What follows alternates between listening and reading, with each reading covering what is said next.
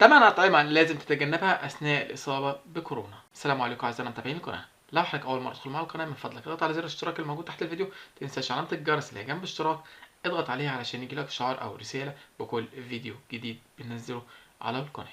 كتير من اللي نعرفهم اتصاب بكورونا سواء في المرحلة الأولى أو في المرحلة التانية، وعلشان نخرج من الأزمة دي بسرعة ونبتعد عن المضاعفات الصحية هنتبع 8 نصائح غذائية في فترة الإصابة في الكورونا أو فترة العزل المنزلي. أول هذه النصائح: تبتعد تماما عن تناول المخللات. النصيحة الثانية: الابتعاد عن تناول التوابل الحارقة بأنواعها. النصيحة الثالثة: تجنب تناول الدهون. النصيحة الرابعة: الابتعاد عن المأكولات المقلية في الزيت.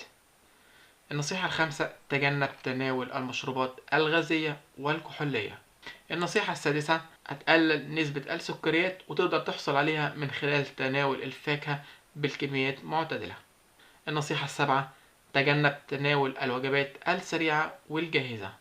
النصيحة الثامنة والأخيرة: الابتعاد عن تناول الأطعمة ذات المواد الحافظة. ودي أهم 8 نصائح نستعين بهم في فترة العزل المنزلي أثناء الإصابة بكورونا. نهاية الفيديو بشكركم متابعة الفيديو للنهاية. من فضلك لو الفيديو فادك ادعمنا وعمل مشاركة الفيديو، متنساش اشتراكك بالقناة، ولو عندك أي استفسار أو أي تعليق اكتبوا لنا في وصف الفيديو. السلام عليكم ورحمة الله وبركاته.